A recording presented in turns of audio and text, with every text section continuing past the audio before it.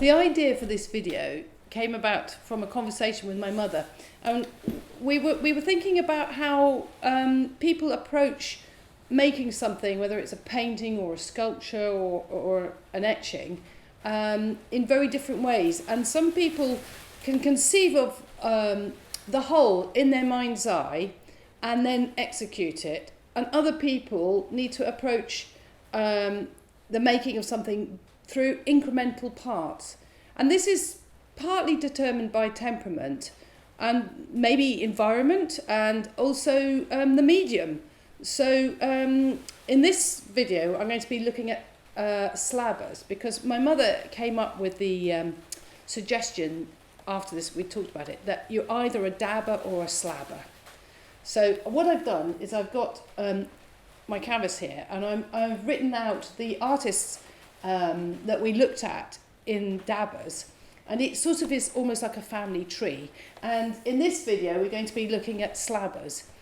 The painter who came to mind of the Dutch school painters is De Hoog, and you'll have to excuse my pronunciation. So I'm going to start with him, with slabbers. This is the painting I had in mind when I was thinking of a painting from the Dutch school that exemplifies slabs or areas, not necessarily of colour, because actually it's quite a monochrome painting, but nonetheless there are areas of that are unbroken. And these areas, for me, the important thing is that the painter relates them to the outside edges of the canvas, and it's as if they have to relate to those first four lines of the canvas, and so that it makes me believe that this was conceived of as a whole, as shapes within these four lines, and that they all relate to each other. So it's a very different process than arriving at something incrementally. It's conceived of as a whole, and in some ways it's almost as if they go beyond these four lines as a result, because these shapes seem to exist separate from the figurative nature of the picture. So the shapes have a significance of their own. So it's very different to dabbing.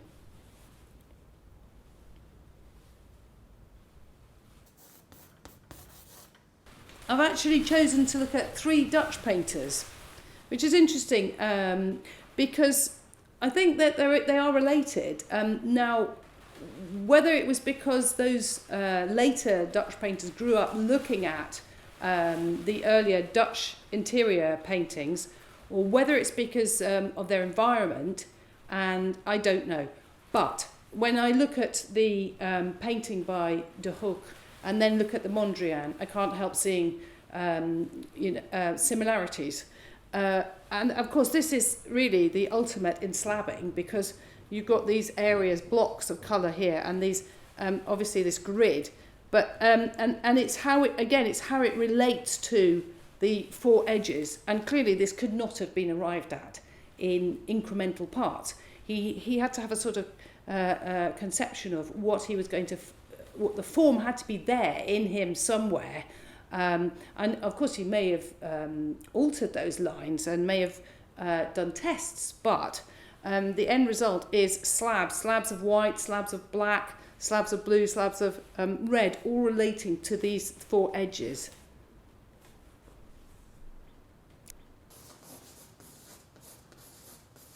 Ben Nicholson is the next painter I'm going to look at, and of course, he was a great friend of Mondrian, and the friendship came about through Winifred Nicholson, his then wife, and you can clearly see the influence of the slabs in Ben Nicholson's work. And actually what you end up with is a sort of quiet classicism, a refinement, which it's interesting, because as we go on to look at other slab painters, they depart from this.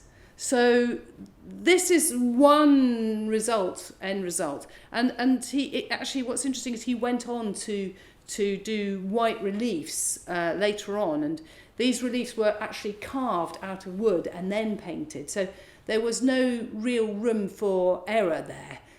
Maybe adjustments, fine adjustments, but again, that process would have to, the sharpness of these lines, these would have to be conceived of and executed pretty much in one take, I would say.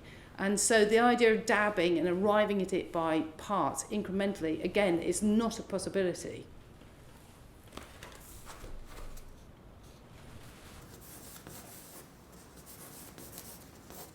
The last painter in this group, within a group, because I'm going to go on to talk about how temperament affected the sort of way of slabbing, the way of putting together a painting with slabs, is Cron. And I think, well, for me, I can see his roots, his Dutch roots, and I think Cron must be a Dutch name, in these interior scenes he did.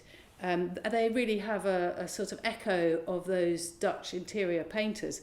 And again, you can see the strong architectural lines that hold the scene together, and the shapes that give it this fantastic dynamic quality, and that there's a sort of feeling that these shapes might go on beyond the canvas, and that the world can be seen in terms of these wonderful flat areas that move through space in some way.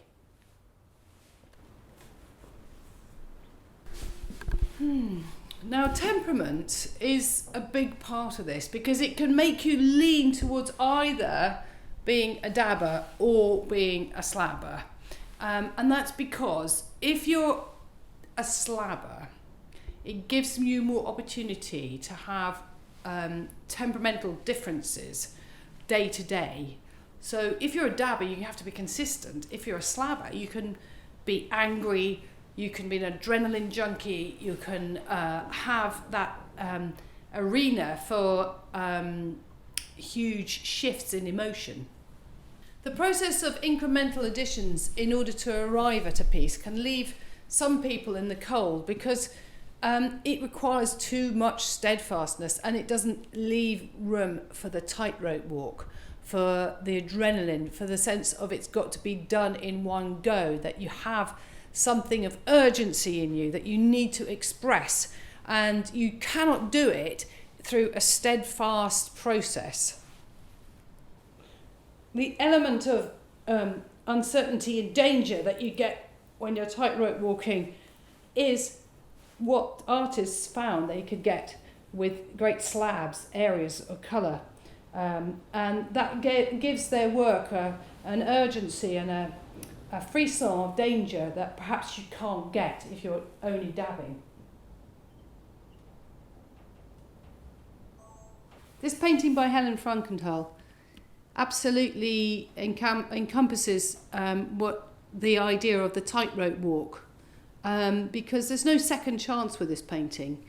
You consider, then you execute, then you walk away. There's no stages to the arriving at that point of the painting. It's not something that you do by parts. It's a one hit. So there's this sense of danger, and that gives it an intensity.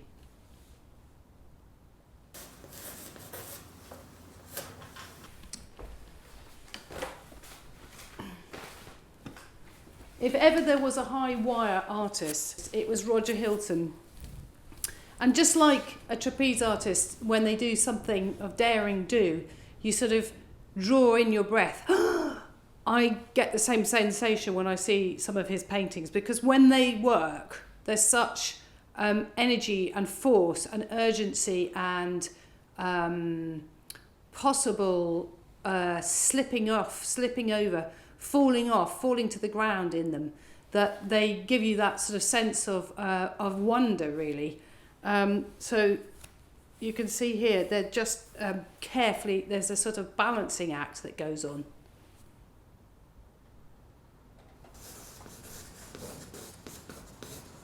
If Roger Hilton was the high wire act, then Sandra Blow, who also worked in St Ives like Roger Hilton, is the euphoric artist. There's a euphoria and an amazing outburst of energy and celebration in her works, and particularly these two, which, I mean, obviously you can't do these with dabs. This has to be done in one go, and very much like the Frankenthaler, and is something absolutely explosive about this mark here, and the shattering of paint that happens either side of the mark.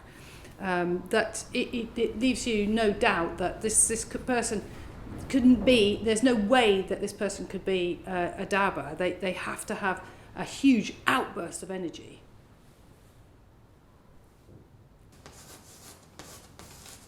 Of course, some painters are temperamentally both. They're both slow and deliberating and impulsive and action people. And one such painter is, I would say, is Peter Lanyon. And this painting in particular typifies this, because I hope this is right, and I'm right in saying this, but this painting was arrived at by a year's work and here's actually some photographs of the work that was undertaken. And he was desperately trying to find this thing he wanted to say, and he couldn't get there, and after a year's work he scrubbed it all out and then did the whole painting in a couple of hours, and that was the end result. So you see, there's an example of somebody, and I mean, obviously a lot of us don't have one or the other. We're a combination of both, so that's a good example of a painter who's both.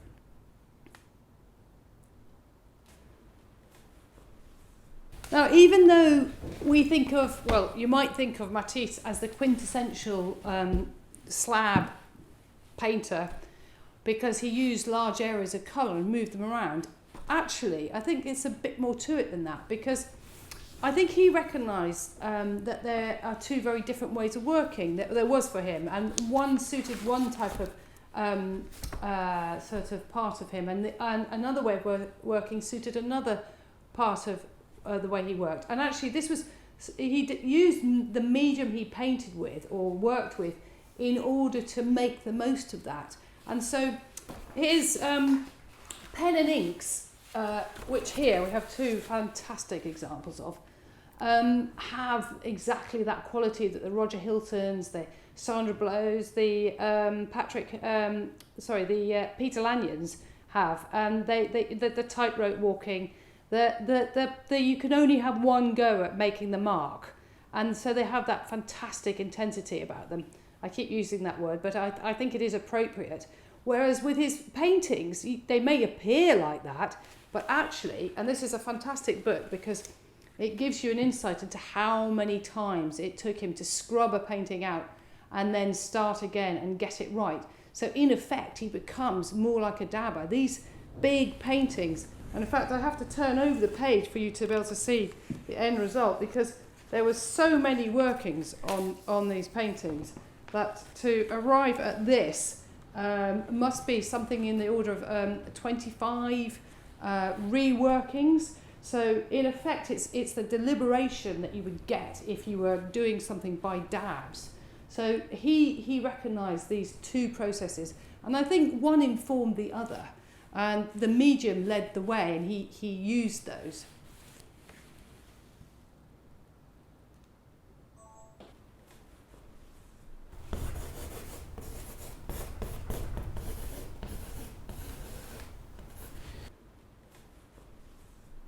Isaiah Berlin, in his book The Hedgehog and the Fox, in which he discusses whether we're hedgehogs or foxes and the qualities of the two, sums up this idea of using two ideas to in order to frame things with, and so it's quite useful to remember, I think.